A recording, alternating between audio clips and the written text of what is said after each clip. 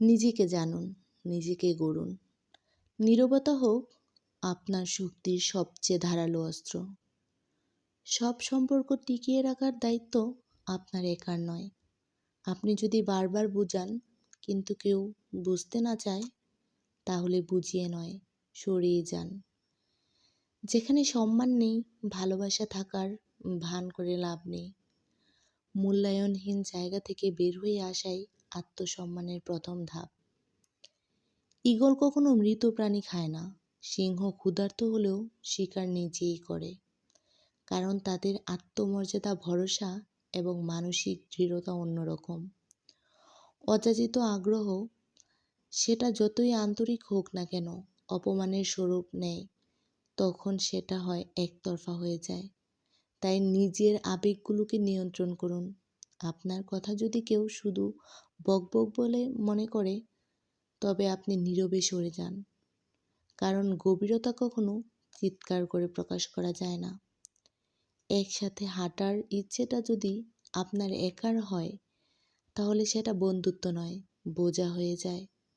ভালোবাসা কখনো জোর করে ধরে রাখা যায় না।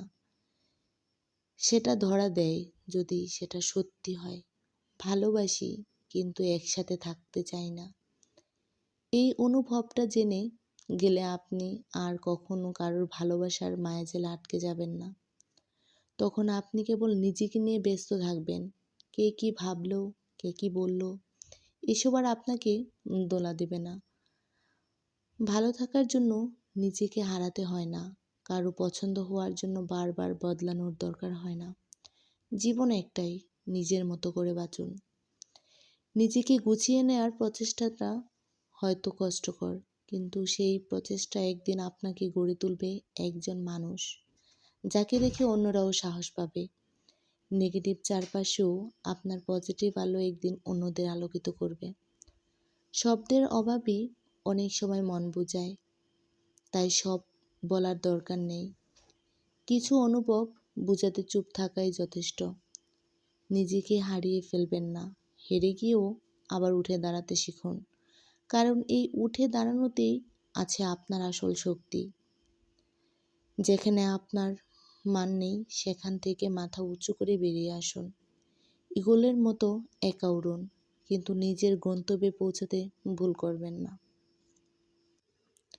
নিজেকে জানুন, নিজেকে গড়ুন। নীরবতা হোক আপনার শক্তির সবচেয়ে ধারালো অস্ত্র।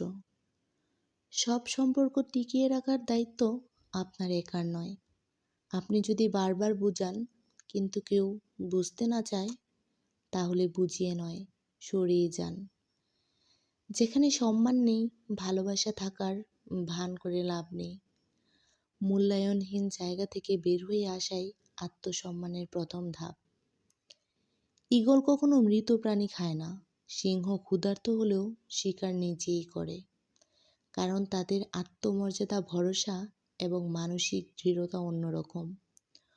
অযাচিত আগ্রহ, সেটা যতই আন্তরিক হোক না কেন, অপমানের স্বরূপ নেয়, তখন সেটা হয় একতরফা হয়ে যায়। তাই নিজের আবেগগুলোকে নিয়ন্ত্রণ করুন। আপনার কথা যদি কেউ শুধু বকবক বলে মনে করে, তবে আপনি নীরবে সরে যান। কারণ গভীরতা কখনো চিৎকার করে প্রকাশ করা যায় না।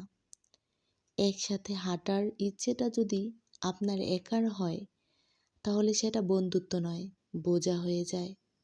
ভালোবাসা কখনো জোর করে ধরে রাখা যায় না। সেটা ধরা দেয় যদি সেটা সত্যি হয়। ভালোবাসি কিন্তু একসাথে থাকতে চাই না।